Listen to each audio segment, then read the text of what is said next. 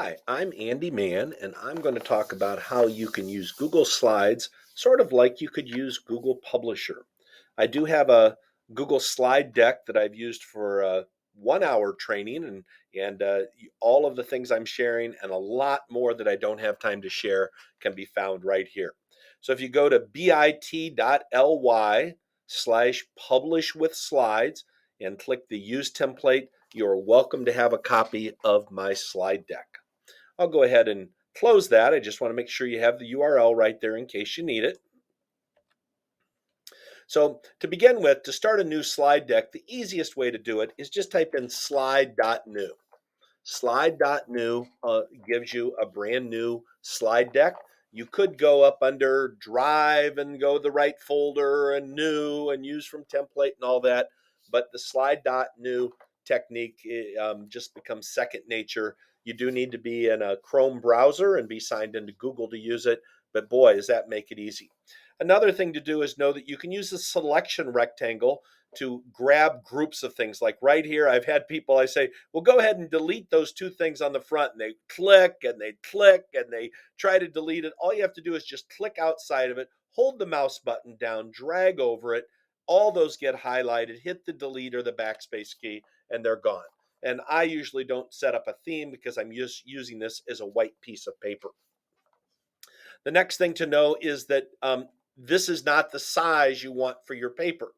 You can go up under File, you can roll down to Page Setup, and in Page Setup, you can change widescreen to custom, and then you can make sure it says inches over here, and you can say, I would like this to be an 8.5 inch by 11 inch piece of paper. Now, if you never plan on printing this, it's just going to be something else, then you really don't need to do this. But I want to make sure that you know that it's so easy to do. So now I have an 8.5 by 11. I could have made it 11 by 8.5, but I can also click over here and start duplicating that. Under the word slide is duplicate slide. The shortcut is also Control D. So if I say, I might want 3 or 4 pages, I'll just hit Control D, Control D, Control D. And as you can see now, I quickly have multiple 8.5 by 11 pieces of paper ready for me to do my work.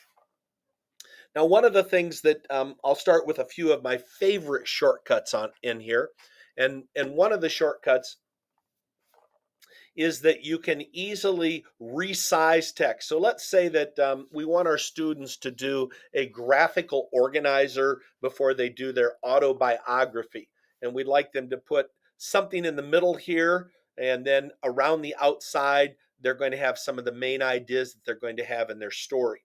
So when I come on up here, I can do a shape. Now, I will tell you, you could also go up and say insert an image, and you could say from the camera, and they could even put a picture of themselves in here if you wanted to be in the center. But I'm not going to do that today. I'm just going to say that I want a shape, and I'll use a circle, which is actually an oval shape when you do it here. So I'll go ahead and put that in. Probably if I was really doing this, I would change my format to be wide instead of tall, but let's just start here. So I'll click and hold, and this creates my oval for me to type in. Now, I'm going to say I don't like that color, so we'll make it a pretty blue. All shapes in Google Slides you can type in. So if I want to put Andy Mann and type my name in, it's really easy to do. I'm going to tell you 2 shortcuts right here. Now, these shortcuts I have all listed over here on one of my slides in my slide deck that I've shared with you. So in slide 10, these shortcuts are there. So you don't have to be like writing them all down. They're right here. So the first shortcut I want to tell you is that when you have this selected, either you can have it selected like this, or you can just have it selected like this. You can't have your cursor, that little black line in there. And that's one of my very favorite shortcuts. And that is that when you have something selected, you can hit Control, Shift, and the greater than key. That happens to be the period key. And you keep holding Control and Shift, and you just keep with your right hand start typing that greater than key. And you can easily make it a font size larger. And guess what? The less than key makes it a font size smaller. This also works in Google Docs. It's just a really handy little shortcut, and that's Control Shift greater than and less than. Even some other apps use this same shortcut. Another one is that you can center things. It is Control Shift E. They couldn't use the C because it was used for other things. But if I hit Control Shift E, that automatically centers the text inside the shape. Also works in Google Docs and other places as well. So now I have my name in here, and I've made it larger with the Control Shift greater than, and centered it with the Control Shift E. And Control Shift L is left align and right align is R. So now I would like to have some more of these out here. At this time, I'm actually going to just delete my name because the copies I want out here, I want that to be my example. Now we all know that we can do a copy and paste, or if you know the shortcut, Control C and Control V, but you may not realize that if you hold down the Control key, or on a Macintosh, it's the Option key, and if you go to this edge of it, make sure you have this four-headed arrow, you can click and drag, and when you let up, it makes a copy of it. I can click and hold and drag. I'm holding down the Control key, and it makes a copy of it. Now, some people are very particular. They like to have things nicely lined up. And the constraint key on in Google Drawing and Google Slides is the Shift key. So why isn't a constraint key important? Well, let's say that you were drawing an object up here and you really wanted your object to be a perfect triangle. And I draw this and my triangle is just not very perfect. But if I were to do it and hold the Shift key down when I draw it, you can see it's a perfect equilateral triangle. So knowing the Shift key is a constraint key, we call it. You use it to apply a limitation or a constraint. So if I'm holding this and I would like to make some more copies of this, maybe down across the bottom or maybe both of them, I'll hold the Shift key down and select both of them. First off, I'd like those to be aligned. So I'll come over here and say align vertically the top. So now they're both nicely aligned, but I'd like some more copies of those down. So if I hold the Control and drag, again, Option on a Mac, but if I hold the Shift down at the same time and drag, it locks it into the direction I'm dragging. You notice it put a little red line to say it's locked in. If I were to go the other way, you can see it puts a little red line to say I'm locked in based on the direction I'm dragging. So I'll drag a set down here. I'll keep that Control and Shift down and drag another set.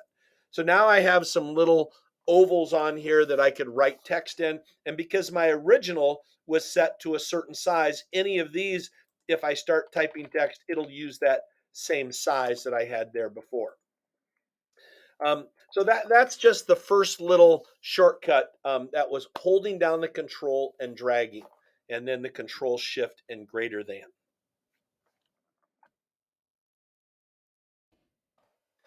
Let me show you a couple of other tricks that are useful.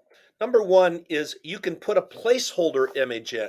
So when you come up under Insert and you say Insert an image, you can actually search Google and find the word placeholder. Now, why is that nice? If you're creating a template for your students and you would like them to put something in this box, they can right click on this and they can roll down to say replace the image, and now they can either go to their camera or go to their drive or search Google, and it puts it in a shape that's already predetermined. So that's another little handy trick that you can do.